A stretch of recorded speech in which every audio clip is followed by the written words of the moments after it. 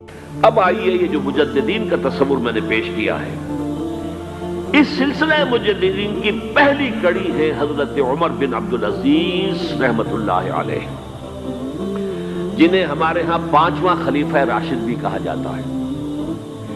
ولادت سن 61 ہجری کی ہے، انتقال ٹھیک 40 برس کی عمر میں 101 ہجری میں ہو گیا۔ خلافت صرف 2 سال حضرت ابوبکر کی طرح، سن 99 ہجری سے 101 ہجری ہے۔ خود یہ مروان بن حکم کے پوتے تھے۔ بنو امیہ کے جو خلفاء ہیں ان کی 2 شاخیں ہیں۔ امیہ کے 2 بیٹوں سے جو شاخیں چلی ہیں، ایک حرب سے چلی ہے، اس میں ابو سفیان تھے لیکن وہ خلیفہ نہیں تھے، لیکن امیر معاویہ، پھر یزید کا بیٹا تھا معاویہ ثانی۔ دوسری شاخ جو تھی وہ مروان ابن حکم سے چلی ہے، اور اس میں ہے اصل میں جو 10 خلفاء آئے ہیں بنو امیہ کے۔ یہ مروان بن حکم کے پوتے تھے، لیکن ان کی والدہ حضرت عمر کی پوتی تھی۔ یہ جو امتزاج ہوا ہے، یہ جو حضرت عمر فاروق رضی اللہ تعالیٰ عنہ کا خون ان کی رگوں میں پہنچا ہے، اور وہ بڑا مشہور واقعہ ہے، دلچسپ واقعہ ہے کہ حضرت عمر ایک روز اپنی رات کی گشت پر تھے، جو آپ خبر گیری کے لیے رات کو سفر کرتے تھے شہر کے اندر، تو آپ نے دیکھا small hours of the morning, صبح کا فجر سے کچھ وقت پہلے کا وقت ہوگا، ایک گھر میں سے آواز آ رہی ہے ماں بیٹی کی گفتگو کی۔ ماں نے کہا بیٹی بکریوں کا دودھ نکال لیا، دو لیا؟ کہ ہاں امی۔ اچھا اس میں کچھ پانی ملا دو۔ مجھے کہا امی آپ نے سنا نہیں، خلیفہ نے منادی کرائی تھی کہ دودھ میں پانی ملانا غلط ہے، ہرگز کوئی پانی نہ ملایا جائے۔ ماں نے کہا تو بیٹی خلیفہ یہاں کوئی موجود ہے، کوئی دیکھ رہا ہے، پانی ملا دو۔ بیٹے نے کہا کہ امی خلیفہ نہیں ہے، اللہ تو موجود ہے، اللہ تو دیکھ رہا ہے۔ حضرت عمر نے وہ بات سن لی، اس گھر کو آپ نے تاک لیا اور جا کے اپنے بیٹے عاصم سے کہا کہ وہاں رشتہ کر لو۔ وہ ہے لڑکی پھر جس کے نسل سے یہ حضرت عمر بن عبدالعزیز یہ پیدا ہوا۔ تو یہ در حقیقت پوتی ہے حضرت عمر فاروق کی، ان کی والدہ ام عاصم، اور یہ خود پوتے تھے مروان بن حکم کے۔ اور جو 8واں خلیفہ تھا بنو امیہ کا سلیمان، اس کی وصیت کے مطابق یہ خلافت ان کو ملی تھی۔ اب آپ ذرا یہ سوچئے، جائزہ جو ہمیں آج لینا ہے، اس وقت تک دین کے اوپر کون سے گرد و غبار آئے تھے کہ جن کو حضرت عمر بن عبدالعزیز نے صاف کیا؟ ابھی 100 برس بھی نہیں ہوئے حضور کے انتقال کو، ابھی یہ 90 برس ہو گئے ہوں گے یا 80-85 برس ہو گئے۔ عقائد میں کوئی ٹیڑھ نہیں آیا، ابھی کوئی یونان کا فلسفہ نہیں آیا، ابھی کہیں کوئی منطق نہیں آئی، کچھ نہیں آئی۔ عقائد سیدھے سادہ جو عربوں کے تھے وہ ہے۔ اعمال میں بھی کوئی تبدیلی نہیں آئی، مسلمانوں کے اعمال اخلاق تقریباً وہی ہے۔ کچھ کمی ہو گئی، کوئی دنیا کی طرف زیادہ رغبت ہو گئی ہوگی، مال اور دولت دنیا سے زیادہ دلچسپی ہو گئی ہوگی، بس۔ لیکن دینی اعتبار سے کوئی فساد، کوئی خرابی کوئی نہیں تھی۔ خرابی کہاں آئی تھی؟ نظام حکومت میں خرابی آئی تھی۔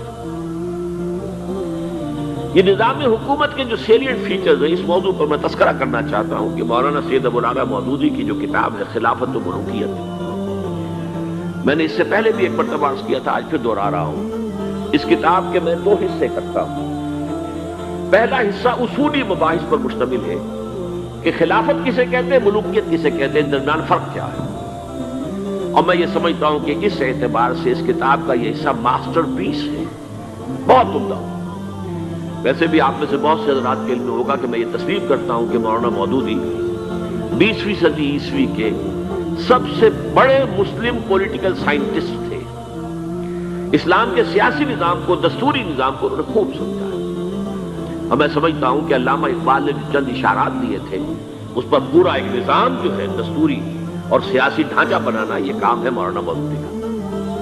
البتہ اس کتاب کا دوسرا حصہ کہ یہ جو خلافت سے ملوکیت کی طرف تبدیلی ہوئی ہے، اس کے اسباب کیا تھے، اس میں مولانا سے ٹھوکریں کھائی گئی ہیں۔ یہ تاریخ کا معاملہ اور فلسفہ تاریخ کا معاملہ ہے، یہ پولیٹیکل سائنس کا ایشو نہیں ہے۔ بہت بڑی غلطی ہے اس میں، بلکہ اس پہلو سے یہ سب کتاب کا یہ حصہ سخت گمراہ کن ہے۔ تو میں یہ دونوں باتیں ریکارڈ پر لے آنا چاہتا ہوں کہ اس کتاب کے اس دوسرے حصے کو میں بالکل اس سے اعلان برات کرتا ہوں اور پہلے حصے کو ٹوٹلی اون کرتا ہوں۔ پہلے حصے میں انہوں نے جو چیزیں گنوائی ہیں کہ اسلامی نظام حکومت میں، اسلامی خلافت کے نظام میں کیا چیزیں ہوتی ہیں۔ نمبر ایک، اللہ کی حاکمیت، کتاب و سنت کی بالادستی، ٹھیک، یہ تو یقیناً جیسے تھی ویسے ہی اب بھی تھی، لوگوں کی انفرادی زندگیوں میں اب بھی تھی، اور یہ کہ کم سے کم نظری طور پر حکومت کی سطح پر بھی یہ حکومت اللہ کی اور کتاب و سنت کی ٹوٹل بالادستی، اس کو تسلیم کیا جاتا تھا۔ فرق کہاں آیا؟ خلافت راستہ شورائی حکومت تھی، جبکہ اب جو حکومت بنو امیہ کی بن گئی، جسے حضور نے ملکن کہا ہے، ملوکیت، تحکمانہ انداز، ہمارا اختیار ہے، جو ہم چاہیں گے کریں گے، زمین و آسمان کا فرق واقع ہو گیا۔ وہاں خلیفہ کا انتخاب ہوتا تھا مشورے سے، امرہم شورا بینہم ان مشورت المسلمین۔ یہاں اب خلافت ہو گئی قبائلی، بنو امیہ، بنو عباس، اور موروثی ہو گئی، باپ کے بعد بیٹا، بیٹے کے بعد پوتا۔ وہاں بیت المال مسلمانوں کی ملکیت، مسلمانوں کی امانت تھا خلیفہ کے پاس، اور خلیفہ کا حق اس میں صرف اتنا تھا جیسے کہ حضرت ابو بکر نے فرمایا، حضرت عمر نے فرمایا، اور یہی بات عمر بن عبدالعزیز نے کہی کہ جتنا حق کے قرآن نے دیا ہے کسی مسلمان کو، اگر اس کی زیر کفالت کو یتیم ہو، یتیموں کا مال بھی ہے، اس کی دیکھ بھال وہ کر رہا ہے، تو جو ولی ہے یتیم کا، اگر وہ غنی ہے تو اسے ایک پیسہ بھی لینا یتیم کے مال میں سے حرام ہے، لیکن اگر وہ خود محتاج ہے تو وہ ضرورت کے مطابق اس سے لے سکتا ہے، جتنا کچھ بھی ایک یتیم کا ولی یتیم کے مال میں سے لے سکتا ہے، اس سے زیادہ خلیفہ کے لیے بیت المال سے لینا جائز نہیں۔ یہ معاملہ تھا ابو بکر صدیق کا، عمر فاروق کا، عثمان غنی کا، علی مرتضیٰ کا، رضی اللہ تعالی عنہ اجمعین۔ لیکن اب آ کر دور بنو امیہ میں یہ جو خزانہ تھا یہ ذاتی ملکیت بن گیا، جس کی بنا پر عیش و عشرت بھی ہوئی، اور داد و دہش، جس کو چاہا جو چاہا دے دیا، جس کو چاہا اشرفیہ بخش دی، جس کو چاہا جو ہے نواز دیا، جس کی چاہا وفاداری خریدنے کے لیے خزانے میں سے، بیت المال میں سے پیسہ خرچ کر دیا۔ پھر عوام کے حقوق، یہ جو آپ کو ہیومن رائٹس کا تصور آج ملتا ہے دنیا میں، کسی شخص کو محض شبے کی بنیاد پر گرفتار نہیں کیا جا سکتا، اظہار رائے کی پوری آزادی ہے، ایک عام آدمی بھی خلیفہ ہے، اس کو ٹوک سکتا ہے کہ یہ کرتا آپ کا کہاں سے بن گیا، یہ تو انہی عمری چادروں کا بنا ہوا ہے کہ جو مال غنیمت میں آئی تھی، اور ہر مسلمان کو جتنا ٹکڑا بنا اس سے کرتا نہیں بنتا۔ آپ کا کرتا ہم دیکھ رہے ہیں، آپ نے اس کی عمری چادر کا بنا ہوا کرتا پہنا ہوا ہے، ہاؤ کم، کیسے بن گیا؟ آپ ہم میں ہے بھی طویل القامت انسان۔ اور حضرت عمر ناراض نہیں ہوئے کہ مجھ پر میرا ذاتی معاملہ ہے، بلکہ کہا حضرت عبداللہ ابن عمر سے، اپنے بیٹے سے، کہ بیٹے آپ آزاد کر دیں۔ ان کا کہ نہ میرا کرتا بن رہا تھا نہ ابا جان کے، میں نے اپنا حصہ جو ہے کپڑے کا وہ بھی ابا جان کو دے دیا۔ وہ کہا ٹھیک ہے، الان نسمع و نطیع، جی اب فرمائیے، ہم سنیں گے، اطاعت کریں گے۔ وہ حزب اختلاف کا وہ رول نہیں تھا کہ خواہ کچھ بھی ہو مخالفت کرنی کرنی۔ ایک بوڑھی عورت ہے، وہ ٹوک رہی ہے، عمر تم کون ہوتے ہو ہمارے حق مہر کے اوپر حد بندی کرنے والے؟ سیلنگ اس سے زیادہ نہیں ہوگا، تم کون ہوتے ہو؟ قرآن میں تو اللہ نے قنطار کا لفظ استعمال کیا، ڈھیروں مال دیا ہو اگر مہر میں، تب بھی اگر طلاق دیتے ہو تو تم واپس لینے کے حقدار نہیں۔ حضرت عمر نے تسلیم کیا کہ آج ایک عورت نے عمر کو دین سکھایا اور اپنا آرڈیننس واپس لے لیا۔ یہ نظام حکومت، یہ مساوات کے سفر کر رہے ہیں۔ بیت المقدس کا سفر کوئی 50-100 میل نہیں ہے، 700 میل کا سفر، دق و دق صحرا کا سفر، اور ایک خادم، ایک اونٹ، اس پر باری باری بیٹھ رہے ہیں، جس لیے کہ 2 آدمی بیک وقت نہیں بیٹھ سکتے، سارا راشن بھی اسی اونٹ پر ہے۔ ایک منزل خلیفہ اوپر بیٹھے ہیں تو خادم جو ہے نکیل پکڑ کر آگے چل رہا ہے، اگلی منزل میں اب خادم اوپر بیٹھا ہے اور خلیفہ جو ہے نکیل پکڑ کے آگے چل رہا ہے۔ یہ مساوات، یہ تھی خلافت راستہ۔ ظاہر بات ہے کہ اب صورتحال تبدیل ہو گئی۔ پہلے ملک جو تھا وہ اللہ کا تھا، اب ذاتی جاگیر بن گیا، اور اس ذاتی جاگیر میں سے جاگیریں دے دی گئی اپنے خاندان والوں کو، بنو امیہ کو سب سے بڑھ کر، اپنے جو بھی اور وفادار ہیں، جو بھی اور حمایتی ہیں ان کو۔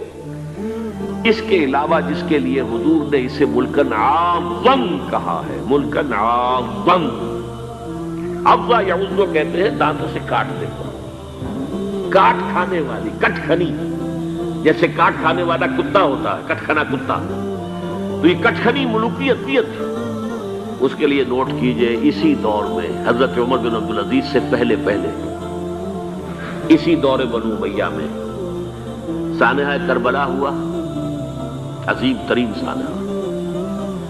پھر واقعہ حرہ ہوا، 3 دن تک مدینے کو حلال کر دیا گیا فوجیوں کے لیے، جس طرح چاہو لوٹو، جس طرح چاہو عصمت دری کرو، جو چاہو کرو، مال عزت سب تمہارے لیے جائے. مسلمانوں کے ہاتھوں ہوا اور مدینے کا ہوا، مدینے کا شروع. پھر اسی دور میں حضرت عبداللہ ابن زبیر کی شہادت ہوئی سن 73 ہجری میں.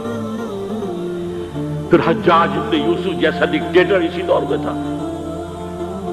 سینکڑوں تابعین کو جس نے ذرا کوئی بات کہہ دی، جس کے بارے میں ذرا اندیشہ ہوا کہ یہ جو بھی اس وقت کی حکومت ہے اس کے خلاف کوئی بات کہہ رہا، گردن اڑا دو. کوئی پوچھ تاچھ نہیں، کوئی مقدمہ نہیں، کوئی الزام لگا کر ثبوت دینے کی کوئی ضرورت ہی نہیں. سینکڑوں تابعین. اسی دور حکومت میں محمد ابن قاسم جو یہاں ملتان تک چل کر آ گیا تھا رحمت اللہ علیہ، اور اب وہ ارادہ کر رہا تھا آزاد کشمیر کی طرف، پہاڑی علاقوں کی طرف جو ہے وہ فتح اور کشمیر کی طرف جانے کا، واپس بلا کر شہید کر دیا. کیوں؟ بہت پاپولر ہو گیا تھا محمد ابن قاسم. ہندوؤں نے اس کے بت بنا کر اپنے مندروں میں رکھ لیے تھے پوجنے کے لیے. یہ تو اوتار ہے، در جوانی توبہ کردل شیوائے پیغمبری. یہ نوجوان اور اتنا نیک، ان کے لیے تو کوئی قیاس کے قابل بات تھی نہیں. اوتار، وہ تو فوراً اوتار مانگتے ہیں نا. کر بت بنا کے مندروں میں رکھ دیا گیا. اندیشہ ہو گیا. ملوکیت کو ہمیشہ خطرہ ہوتا ہے. کوئی شخص ذرا پاپولر ہونے لگے تو کان کھڑے ہو جاتے ہیں کہ ہمارے لیے خطرہ بن جائے گا، لہذا شہید کر دیا گیا. موسیٰ ابن نصیر کے ساتھ یہی ہوا ہے، جن کے ایک جرنیل طارق ابن زیاد نے عثمانیہ فتح کیا. بوڑھے جرنیل کو بلا کر سارا دن دھوپ میں کھڑا رکھا گیا ہے، یہاں تک کہ وہ بے ہوش ہو کر گرا ہے. حالانکہ اس کی وجہ سے شمالی افریقہ کے بڑے علاقے فتح ہوئے، اور انہی کے جرنیل سے طارق ابن زیاد. یہ ہے وہ کاٹ کھانے والی صفت جو ہے ملوکیت کی. ملکن عاقا. حضرت عمر بن عبدالعزیز نے کیا کیا؟ دیکھیے، ان کا تجدیدی کارنامہ صرف 3 نکات پر مشتمل ہے. یہ میں بتا چکا ہوں آپ کو.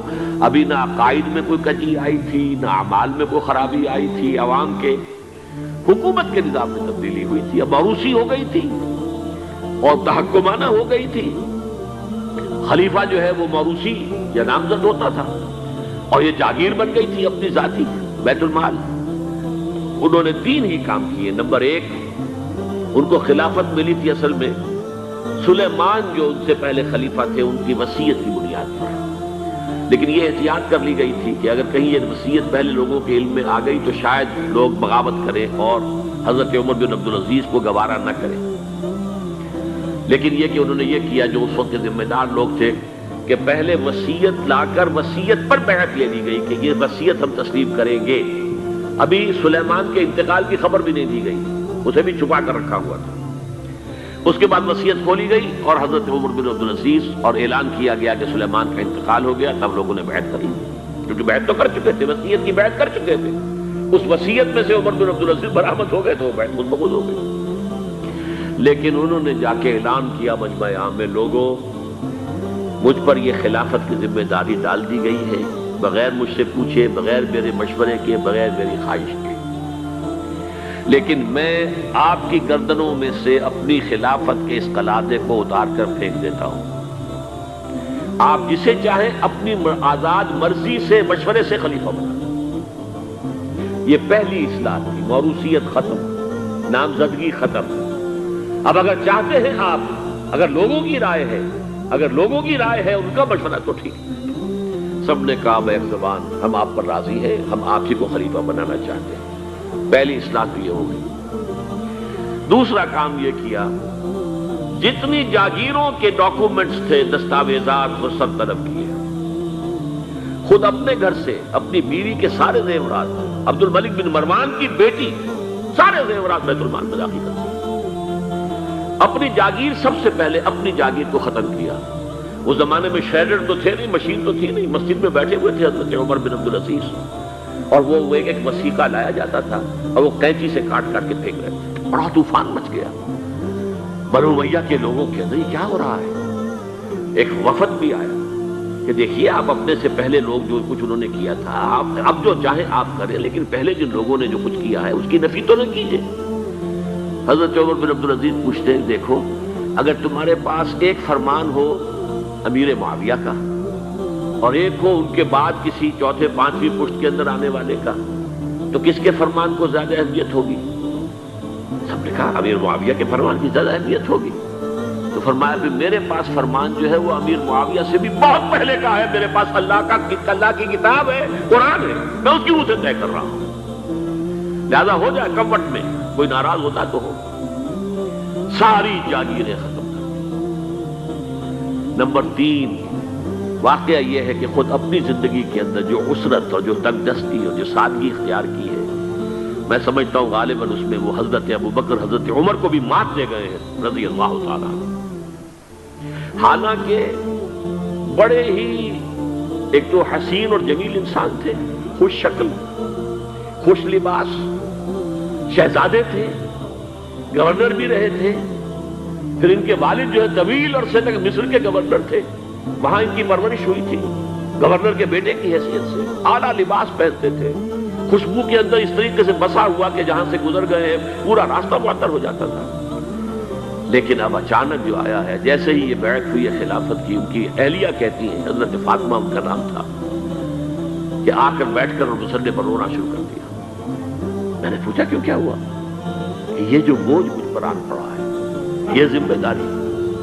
رونا شروع کیا، اور اس کے بعد واقعہ یہ ہے کہ انہوں نے ذاتی زندگی میں کپڑا صرف ایک جوڑا، 2 بھی نہیں، جمعے کے لیے بھی اس کے دھو کر سوکھنے کے لیے انتظار کرنا پڑتا تھا، تب جا کر پہن کر اس کو جمعے میں جاتے تھے۔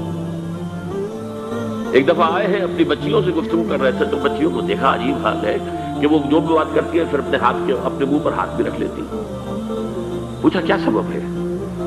کہنے لگی آج ہم نے صرف پیاز سے روٹی کھائی ہے، ہمارے منہ سے بدبو آ رہی ہوگی، ہم نہیں چاہتے کہ آپ کو اس بدبو سے تکلیف پہنچے۔ حضرت عمر رونے لگے، لیکن کہا انہوں نے کہ میری بیٹیوں کیا تم یہ پسند کرو گی کہ تمہیں دنیا کی نعمتیں ملے اور عیش ہو اور تمہارا باپ جہنم میں جائے؟ ان بچیوں نے بھی رونا شروع کر دیا۔ سارے زیورات ختم، اپنی جاگیر ختم۔